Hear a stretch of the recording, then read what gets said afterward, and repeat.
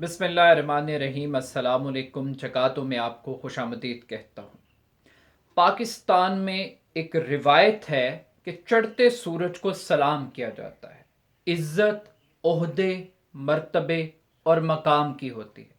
लोग इंसान की कदर नहीं करते, इंसानी शख्सियत की इज़्ज़त नहीं करते, बल्कि उसकी ताकत और इख्तियार को सजदा करते हैं। यही रवायत पाकिस्तान के अंदर सिक्योरिटी इस्टेब्लिशमेंट के सरबराह के लिए भी इस्तेमाल की जाती है। जब से नए आर्मी चीफ की और चीफ ऑफ जॉइंट स्टाफ की तकर्री हुई है, उस वक्त से कसीदे पढ़ने का एक सिलसिला जारी है। यकीनन दोनों शख्सियात बहुत कॉम्पिटेंट हैं, बहुत अच्छे मंझे हुए सोल्जर्स हैं, उनकी दयानतदारी में, उनके हार्ड वर्क में कोई शक नहीं है। मगर सवाल ये पैदा होता है कि क्या ये तकर्री मेरिट पर की गई है, और मेरिट किस बला का नाम है, इसको तय करना भी बहुत ज़रूरी है।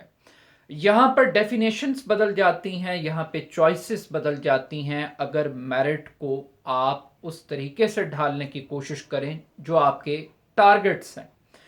इस तकर्री के मामले में भी दो तरह का मेरिट एग्जिस्ट करता है। पाकिस्तान के अंदर एक मेरिट जनता के लिए होता है, एक जनरल पब्लिक के लिए होता है, और एक मेरिट तश्कील दिया जाता है उस शख्स को कामयाब बनाने के लिए जिसको आप चाहते हैं कि उसको वो ओहदा मिले। मौजूदा आर्मी चीफ कह लें या नए आर्मी चीफ की तकर्री भी कुछ इसी अंदाज के अंदर की गई है कि वो सीनियरिटी के मेरिट पर पूरा नहीं उतरते थे, मगर सीनियरिटी को और मेरिट को इस तरीके से तख्लीक किया गया कि नए आर्मी चीफ उस मयार पर पूरा उतर गए। वो मेरिट पर पूरा नहीं उतरे, बल्कि मेरिट उन पर पूरा उतर गया है। ये दो मुख्तलिफ बातें हैं। एक स्पेशल प्रोविजन को इस्तेमाल किया गया, एक स्पेशल कानूनी ऑप्शन को एक्सरसाइज किया गया नए आर्मी चीफ को अपॉइंट करने के लिए। एक सीनियरिटी में साहिर शमशाद सीनियर बनते थे, और एक सीनियरिटी वो है जिसमें जनरल आसिम मुनीर वो एक सीनियरिटी के क्राइटेरिया पर पूरा उतरते हैं। यकीनन जीएचक्यू की तरफ से उनका नाम शामिल था, वो सीनियर मोस्ट थे, इसमें भी कोई दो राय नहीं है। लेकिन जिस तारीख को कमर जावेद बाजवा साहब ने रिटायर होना था, उस तारीख पर आसिम मुनीर साहब उससे पहले रिटायर हो चुके थे, तो उनको रिटेन करके, रिटेंशन करके उनको इस ओहदे के लिए एलिजिबल बनाया गया। अब वो बन गए, लेकिन इस बनने से पहले आसिम मुनीर साहब को क्यों पिक किया गया, ये एक दूसरी बड़ी अहम तरीन बात है। आखिर क्यों कवायदो ज़वाबित को, स्पेशल प्रोविजंस को इस्तेमाल किया गया उनको आर्मी चीफ बनाने के लिए, इसको समझना बड़ा ज़रूरी है।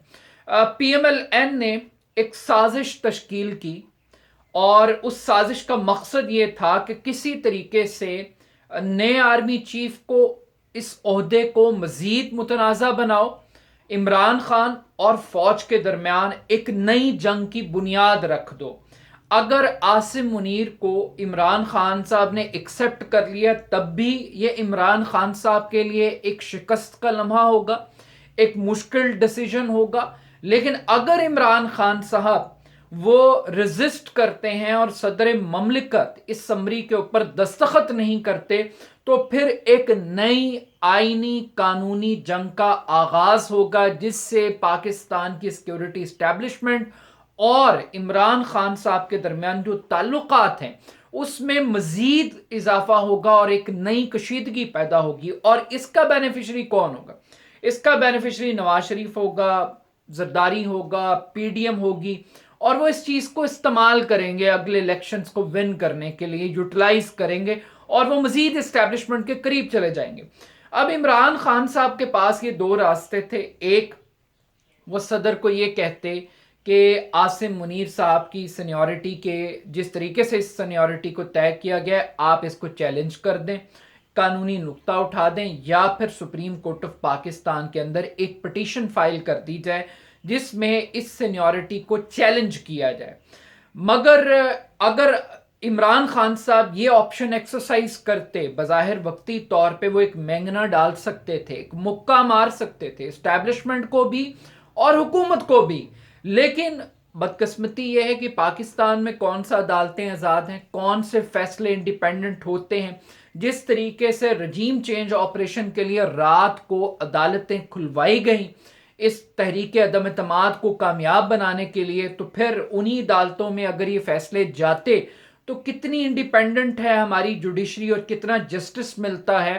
اور اسپیشلی پاور پالیٹکس کے حوالے سے اس کے نتائج سب کو پتا تھے. تو خان صاحب کو یہ پتا تھا کہ وقتی طور پر شاید وہ ایک رکاوٹ بن سکتے ہیں، لیکن شاید وہ اس ٹارگٹ کو اچیو نہیں کر سکتے، تو اس سے الٹا نقصان ہوگا اور ایک نئی جنگ کا آغاز ہو جائے گا. تو خان صاحب نے اس آپشن کو ایکسرسائز نہیں کیا اور انہوں نے اسٹیبلشمنٹ کو ایک اچھا جسچر دیا اور پی ایم ایل این کو تھوڑا سا ٹینس کیا ہے، پریشان کیا ہے اس سمری پر دستخط کر کے بغیر کسی کنٹروورسی کریٹ کیے ہوئے. اب یہ جو کنٹروورسی کریٹ نہیں ہوئی اور عاصم منیر صاحب آئے ہیں، اب پی ایم ایل این کا خیال یہ ہے کہ چونکہ ان کو D G I S I کے عہدے سے ہٹایا گیا تھا اور ہٹانے کی وجہ خان صاحب کے قریبی لوگوں کی کرپشن کی کہانیاں خان صاحب کو یہ رپورٹ کر رہے تھے، بتا رہے تھے مبینہ طور پر، تو اس وجہ سے خان صاحب نے ان کو اپنی گڈ بک سے نکال دیا تھا. اور یہ جو ریونج ہے یہ عاصم منیر صاحب کے اندر موجود ہوگا اور اس ریونج کو اب یوٹیلائز کرے گی P M L N against Imran Khan. تو یہ ایک مفروض ہے، ایک تھیری ہے. ہو سکتا ہے کہ عاصم منیر صاحب ایک اچھے کامیاب سپہ سالار، ان کے لیے بیسٹ وشز بھی ہیں کہ وہ یقیناً ایک اچھے سولجر کے طور پر بیہیو کریں گے. اور جس طرح سے یہاں پاکستان کے اندر غیر سیاسی ہونے کا رواج چلا ہے، گفتگو کی حد تک کم سے کم وہ اس کو پریکٹیکلٹی کی طرف لے کر جائیں گے. تو خان صاحب کو یہ لاس تو یقیناً ضرور ہوگا کہ عاصم منیر صاحب اب ان کے ساتھ کیسے بیہیو کریں گے اور وہ کتنا پی ایم ایل این کے ہاتھوں میں کھیلیں گے، یہ تو آنے والا وقت ہی بتائے گا. مگر عاصم منیر صاحب کے لیے دو چیلنجز ہیں. ایک، انہوں نے اپنی ساکھ کو، ادارے کی ساکھ کو بحال کروانا ہے اور اس بحالی کے لیے ان کو تحریک انصاف کے ساتھ اسٹیبلشمنٹ کا ٹریٹمنٹ کیسا ہوگا یہ ڈٹرمن کرے گا کہ میر جعفر، میر صادق، نیوٹرل جانور، یہ ساری چیزیں کیا دھل جائیں گی، کیا یہ صرف باجوہ صاحب کی حد تک رہ جائیں گی یا یہ کنٹینیو کریں گی. پہلا چیلنج ہے ساکھ کو بحال کرنا. دوسرا چیلنج ہے اس ملک کی اکانومی. اور اگرچہ وہ غیر سیاسی ہیں لیکن پاکستان کی جو اکنامک سیکیورٹی ہے وہ اس کی ریجنل سیکیورٹی سے بھی اب زیادہ خطرناک ہو چکی ہے. تو ان کے لیے یہ دوسرا بڑا چیلنج ہوگا کہ اکنامک سیکیورٹی. اور تیسرا یہ ہے کہ ہاؤس کو ان آرڈر کرنا، پولیٹیکل سٹیبلٹی اس ملک کے اندر لانا. اس کے اندر بھی ایک فوج کا کردار ہے، چاہے وہ ارلی الیکشنز کی ڈیمانڈ ہے، چاہے وہ حکومت اور اپوزیشن کو بٹھانے کا کام ہے. یہ سارے چیلنجز ہیں عاصم منیر صاحب کے لیے. لیکن اس سے بڑھ کر جو سب سے بڑا دھچکا لگا ہے، لاس ہوا ہے، وہ ہوا ہے جنرل فیض حمید صاحب کو. فیض حمید صاحب عمران خان صاحب کے ایک ٹائکون تھے، ایک آئیڈیل ماڈل کی ایک کمبینیشن کی بات کی جا رہی تھی کہ اگلے 10 سال تک وہ عمران خان صاحب اور جنرل فیض کی ایک جوڑی چلے گی. وہ لانگ ٹرم اصلاحات لے کر آئیں گے اور پاکستان کے اندر جو کرپٹ اشرافی ہے یہ جیلوں میں ہوگی یا پالیٹکس سے باہر کر دی جائے گی. مگر ایسا کچھ نہیں ہوا. آج فیض حمید صاحب اگرچہ ہو سکتا ہے میں غلط بھی ہو سکتا ہوں، وہ ایک بڑے سٹرونگ کینڈیڈیٹ تھے لیکن ان کو عمران خان صاحب کی دوستی مروا گئی، یارانہ مروا گیا اور سینیورٹی کا ایک پرنسپل طے ہوا ہے. اگرچہ عمران خان صاحب خود یہ چاہتے تھے کہ سینیورٹی کی بیس کے اوپر فیصلہ ہو، اور لیکن سینیورٹی کون سی والی، ساحر شمشاد والی یا عاصم منیر والی، یہ ایک سوالیہ نشان ہے. تاہم اب چونکہ یہ معاملہ ریزالو ہو چکا ہے اور فیض حمید صاحب اور عمران خان صاحب کے خواب ہی رہ گئے، ان کے پلانز ہی رہ گئے، ان کی کوششیں ہی رہ گئیں. تو at the end of the day P M L N کامیاب رہی ہے اسٹریٹجی وائز چیزوں کو کیش کرنے میں اور یوٹیلائز کرنے میں. باقی جنرل باجوہ صاحب رخصت ہو رہے ہیں، آخری سیرمنیز ان کی جاری ہیں، وہ اقتدار، کمانڈ، وہ سب کچھ چینج کر دیں گے.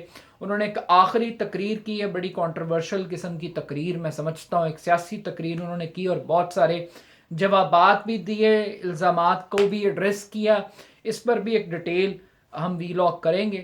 لیکن still at the end of the day Pakistan کے اندر چڑھتے سورج کو سلام کرنے کی روایت برقرار ہے اور خوش آمدی جو ہیں ان میں ایک مقابلہ چل رہا ہے کہ کون کتنی تعریف کرتا ہے آرمی چیف کی اور چیف آف جوائنٹ سٹاف کی. بٹ سٹل اتنا میں ضرور کہوں گا کہ یہ تو کنڈکٹ ہی ان کا بتائے گا بطور چیفز، لیکن ایز اے سولجر اگر آپ ان کے کریڈینشلز کو پڑھیں تو یقیناً یہ دونوں کمپیٹنٹ لوگ ہیں. اپنا فیڈ بیک مجھے ضرور دیجیے گا. بہت شکریہ.